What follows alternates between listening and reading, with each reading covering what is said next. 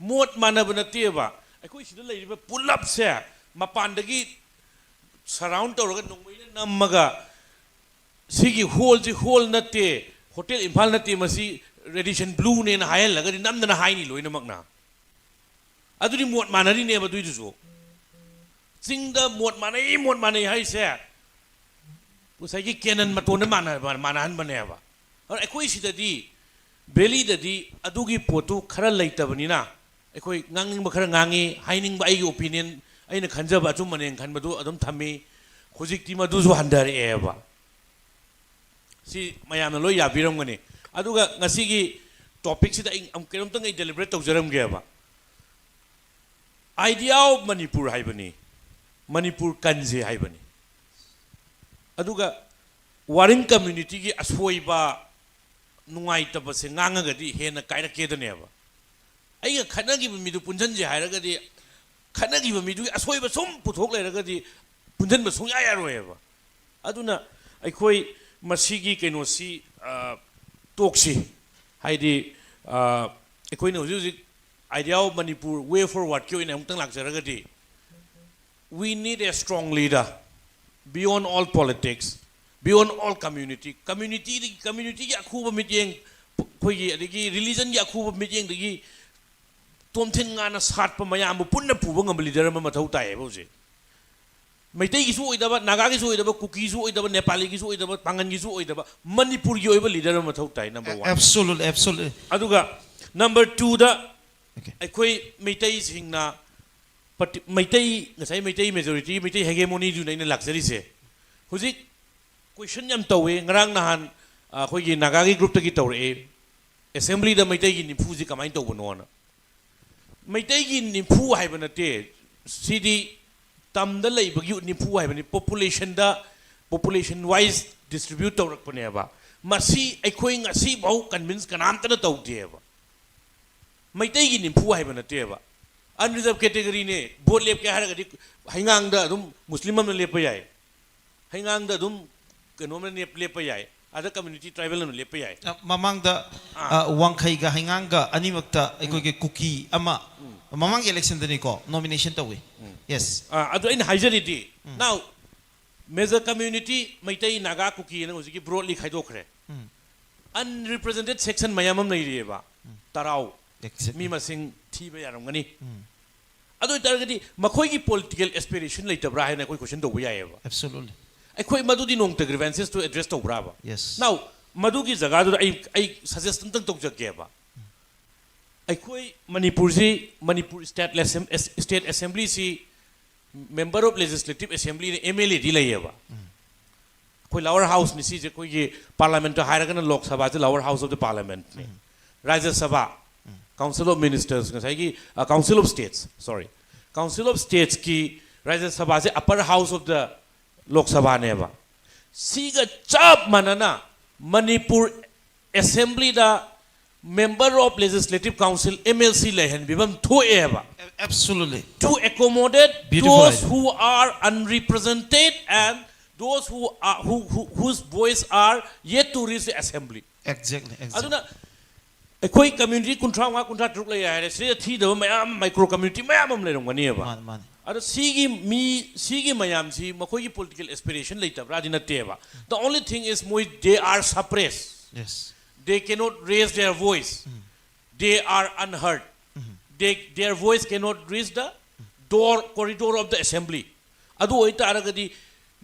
MLC se Karnataka gi lay aina khangjabada Nitish Kumar se Chief Minister Nitish Kumar se ma MLA nate MLC ne adu aragadi aina haijabadi community loina ma accommodate tawbiba ngamba MLC amagak thambirak matamda nobody will question that why 40 seats in Valley thank you so much adu itari Manipur gi political sigi hegemony mete hegemony ne khalam mayam se tang khaim hena sina solve tawni ai thamjagi Manipur gi power gi dynamics sida jo as a community oina mete has more dominance here adum lai but mete di am critically ngasai mayam ngangre ngasai mayam ama ekoi gi from ekoi gi panelists mayam ama dagi and most of them happen to be mete Maitai ding asai Maitai ki role the critically examine tawriba si ayam Maitai ngang deneba. The only person who has asserted Maitai shu Maitai ko biyai Maitai shu Maitai ngang biyai guys tamuki da he has done it unapologetically ko, and he was he was the only one I sum uzabada. And otherwise starting from Papung ekoi how to pick Papung mani de horaga all most of the panelists, they have questioned the role of Maitai when it comes to power ki dimension to the Maitai ki role ama Maitai ki role reimagine to gudam have ki wapom ampalli aina tamu Chandra Kumar lakshani bazina siki dynamism within the Maitai community the leriba without any fear issue dikhar legani ko matam ki oina, but most of the time Maitai ki manung da leriba differences of opinion yamna vibrant oiba yam liberal oiba difference of opinion right ultra right mayam da itaragasu fanatic ka haidu layinu utaragasu, but there are people who question it, constantly question it, which we hardly find in any other community in Manipur. Starting from Pangal de Hogera, Naga de Hogera, Kuki de Hogera, Siki Layminariba community, mayam sida Siki the art of questioning ourselves. Not gonna Siki difference of opinion, mayam Magalaiba, Aduka high the difference of opinion, the florist or labor. I don't think there are people even within the Naga, the Nagaki question to me delay, but to the momentum I couldn't worry about Siki visibility. City I think we don't find in any other community. I see the panelists, ma'am, especially from other community, like we Liberia, ma'am, sing like equally see except of beginning and Kali. Might take the difference of opinion. Other might take the critical in a young buggy, Sigi aspect. Tamoka Kamayang. I'm Maktada Irita Punamapu Krumzari, Aduga, Tinbiba, Gitaista, Liviriba, the Gangasiki Conclave Sibu Yogi, Balak Piriba personality, Kuring Makui, Ikokno, Kurumzari. Aduga, Nasi say, Easy Miras, Yamna coincidentally, Sigi whole Simaktada, 2018, October 18. People's Campaign for Research in Manipur na Sinba Conclave Amada chap mana wording book chap mana nga sigi kano sika idea of Manipur and its way forward exactly 2018 October 18 the yaw ki ba ko koi honorable Hanigi Chief Minister Nongthomam Birenju one of the speaker in aduga khuju ki honorable MP angomcha bimol koi jamna moderator oin tawraga sigi matak sil tawgiba function ra yaw ki I'm so thankful to the team of Norris Window, Miraj and his team, staffs, everyone. I am Tagat Pongduk Cheri. Miraj Nasagi to the question. Nasigi topic say idea of Manipur and its way forward. Idea of Manipur is a kari no haibadune. Manipur si aigi mit yengda Maitai Ozikna Mampulaga Naga Kuki Maitai Pangal Nanamna Taba Manipur nev. See him idea of Manipur I just see nev. Adu already a kuisi Manipur si Maitai Kakina tev, Maitai hegemony yarwe. Maitai hegemony si lady kai Manipur Kai Behelakani, Hena Sing Beheliga Tatpazu Helina Guam. As my times again, a quisi, as I give Aina Maitegi, Manipurgi, Maitaina Hena Namna Kundaba, Koi Manipur Valley Hijavatare. See, there is the differences of opinion, labor say. I'm so proud of it. I'm so proud of it. Me Kanadi Hayeva, Masidum social media, Uzay. Mayam the Ngang Nabui, Lekai the Ngang Nabui, Imung the Ngang Nabui, Maitay di mot mana de, however.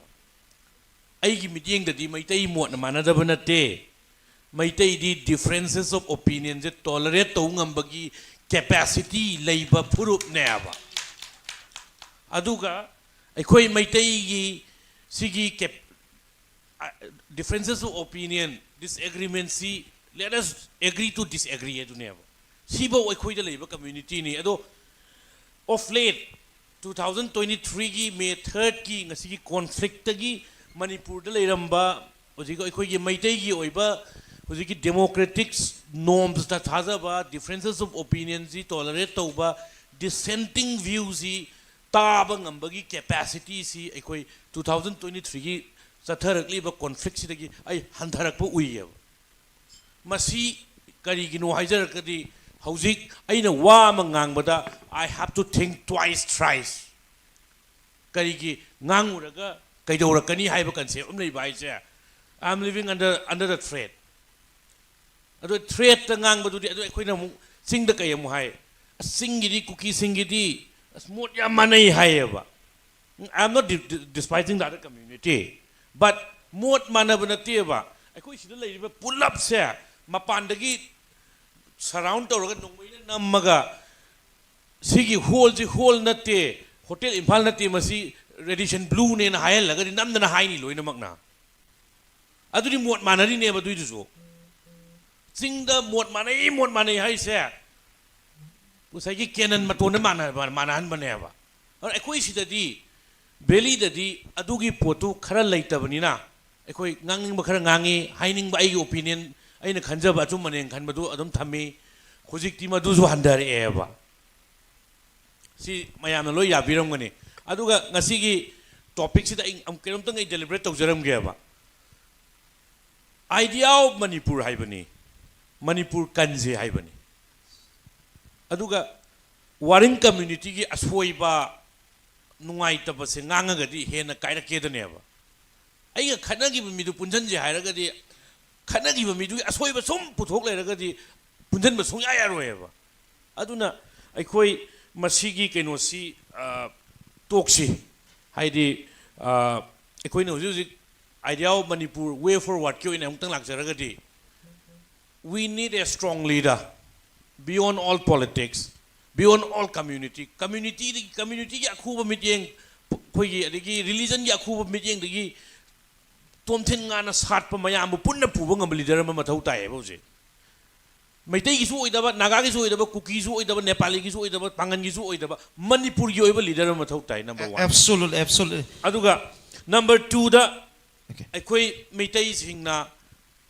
maitai ngasai maitai majority maitai hegemony ju naina luxury se hujik question yam tawe ngarang nahan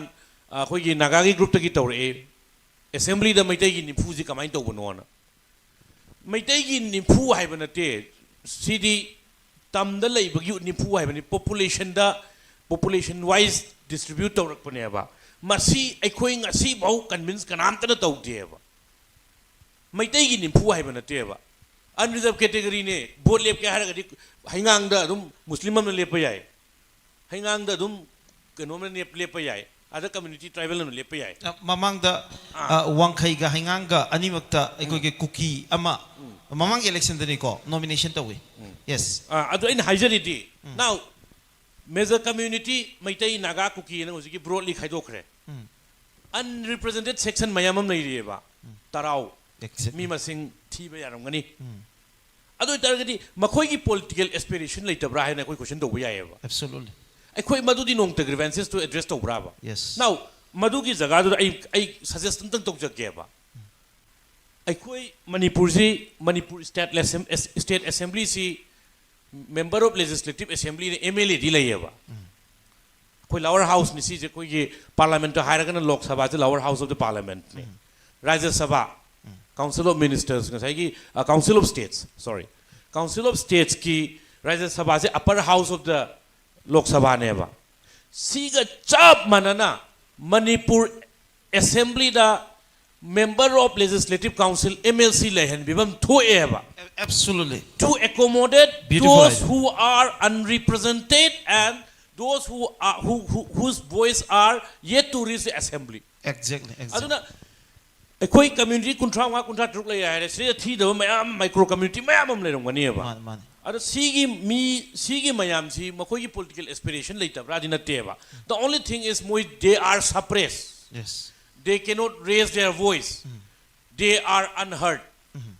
their voice cannot reach the corridor of the assembly adu oita aragadi MLC se Karnataka gi lay aina khangjabada Nitish Kumar se kenogi Chief Minister Nitish Kumar se ma MLA nate MLC ni adu aragadi aina haijabadi community loina ma accommodate tawbiba ngamba MLC amagak thambirak matamda nobody will question that why 40 seats in Valley Thank you so much. adu itari Manipur gi